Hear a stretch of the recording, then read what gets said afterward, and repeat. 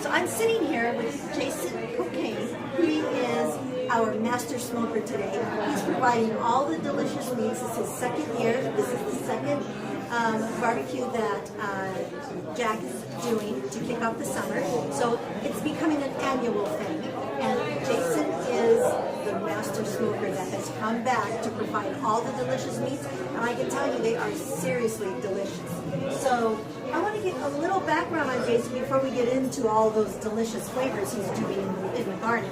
So, hi. So tell me, Jason, I understand you're a fireman. Yeah, that's correct. I hired on with the fire department back in '92. I was pretty young. I was 20 years old at the time. And I wasn't much of a cook back then. In fact, they made fun of me. I made some pretty poor meals. Trial and error. That's it. And the fire department is basically a big family. It's 80% of what we do is just living together and being a family, and you learn how to cook, you learn how to clean, you learn how to do your laundry, everything. We do it all together. So I just became, cooking came natural after a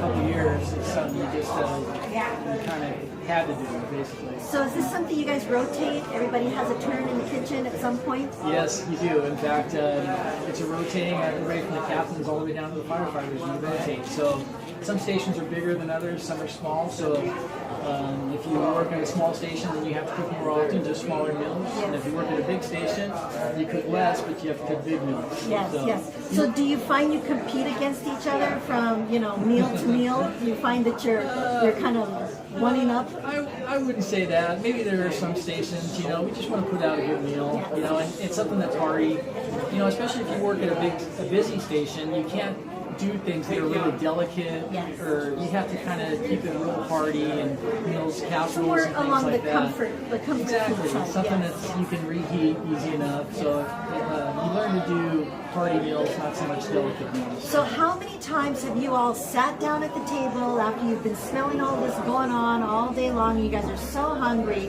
from your daily chores, and you sit down on the table and all of a sudden the bell goes off? How often does that happen? It happens quite often, and a lot of it just depends on where you work, but it happens quite often. And sometimes my wife makes fun of me because she has to remind me that I'm home, because I always want to eat fast. Shoveling it in, right? She has to tell me, you're not at work. Oh, that's so funny. So, But it does make sense that you all would be sitting there thinking at any minute it could happen. And out of high school, I started working with an ambulance company. We were working 24-hour shifts, so it was on call.